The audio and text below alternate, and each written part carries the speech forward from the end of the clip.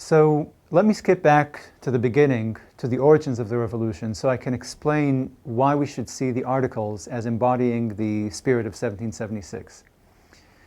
Separating from Britain seems now like a natural outcome of being a colony, but it was surprising and perplexing at the time.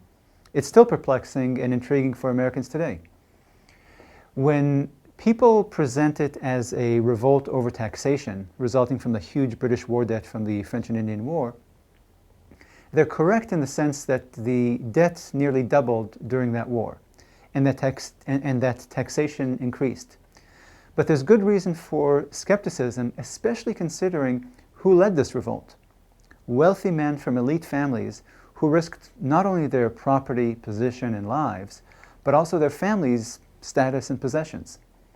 These leaders of the rebellion understood the odds, taking on the naval, military, commercial, and financial power of the British Empire. They begged for divine help to avert a war. They begged for divine help to fight the war, and they begged for help from other countries. They understood that the odds were stacked heavily against them. So could it really be that this expensive, demanding, and seemingly suicidal war was really a tax revolt? A tax revolt led by wealthy men who had the money to pay the new imperial taxes 100 times over? And the Tea Act illustrates this point. This was the event that sparked the revolution. This was the last straw. It eliminated the tax on tea and brought to America by the British East India Company, which lowered the price of tea for all consumers.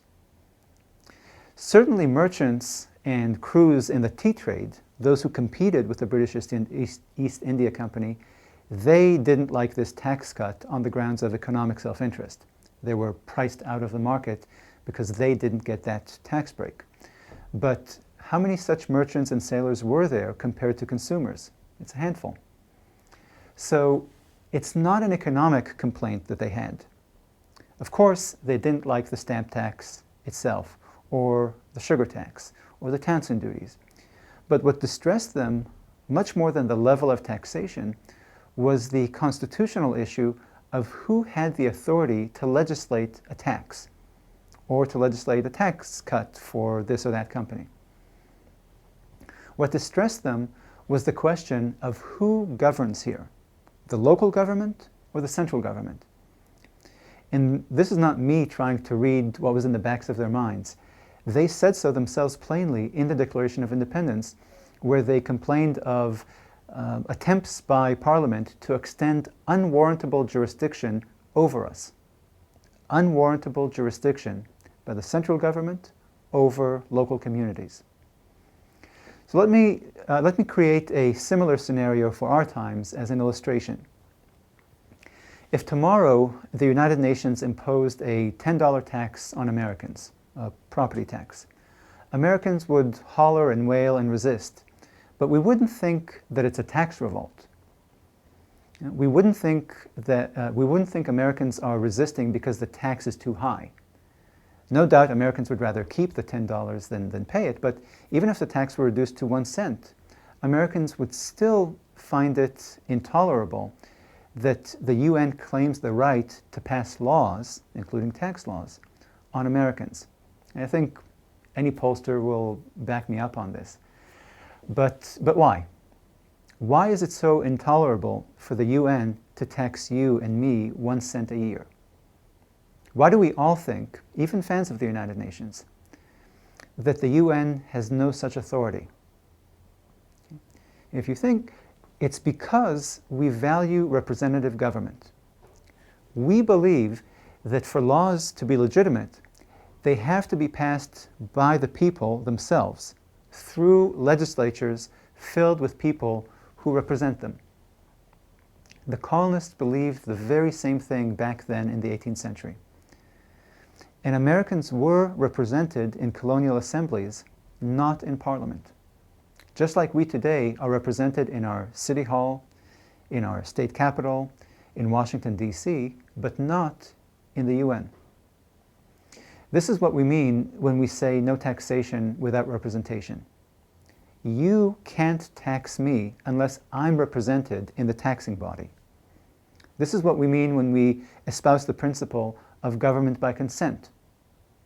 And this is exactly what they meant by it roughly 250 years ago. They were not asking for representation in Parliament when they said no taxation without representation. Indeed, if you remember the anecdote about Benjamin Franklin floating this idea of representation in Parliament, Americans rejected it.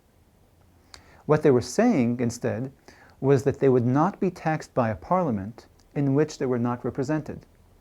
They were self-governing British subjects of the King with local representative governments to legislate for them and tax them. Representative government was government by consent. Unrepresentative government was arbitrary government, as arbitrary as the rule of Charles I and James II back in 1642 and 1688. What this suggests is that the revolution was not a tax revolt.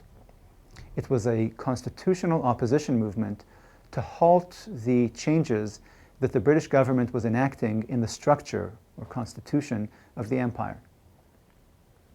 In the colonial era, before the American Revolution, the empire was decentralized. It was an empire in which local settlers governed themselves locally. This was the model of empire referred to at the time as salutary neglect.